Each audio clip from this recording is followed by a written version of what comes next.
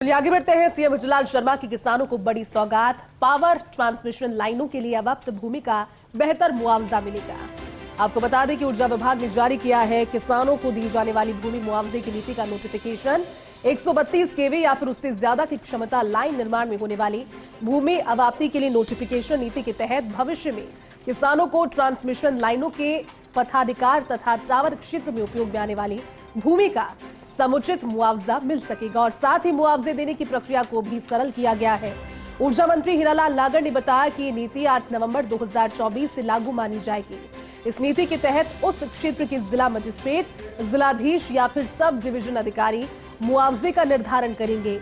नीति के तहत टावर क्षेत्र के चारों तरफ 1 मीटर तक अतिरिक्त क्षेत्रफल की गणना कर डीएलसी दर का दुगुना तथा ट्रांसमिशन लाइन पथाधिकार, जिसे कि आरओडब्ल्यू भी कहा जाता है, उस गलियारे के पेटे डीएलसी की 30% दर से ज्यादा मुआवजा दी जाने का प्रावधान किया है। ये पूरी policy power grid corporation, Bharat सरकार, राज्य सरकार और सभी निजी कंपनियों पर लागू होगी जो कि 132 केवी ट्रांसमिशन लाइन या फिर उससे ज्यादा की क्षमता की ट्रांसमिशन लाइनों के निर्माण में संलग्न है।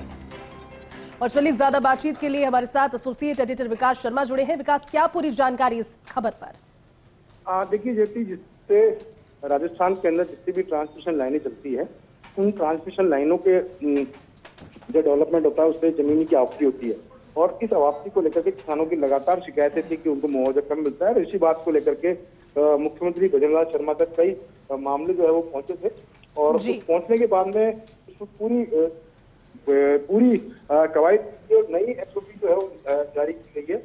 नई जो नीति बनाई गई, इसका ड्राफ्ट नोटिफिकेशन जो है उसको क्लियर कर दिया गया है। उसके बाद में अब जो नई कवायद है उसके तहत जो आरओडब्ल्यू है, जो कि जहां पर की लाइन गुजरती है, उस जमीन का डीएलसी रेट का 30% का मुआवजा फिक्स किया गया है। उसके अलावा जो जहां पर टावर लगेगा, उस टावर के आसपास सराउंडिंग एरिया की जमीन होगी जो जवाब होगी, उसके लिए भी अलग से प्रावधान किए गए हैं अवाप्ती के।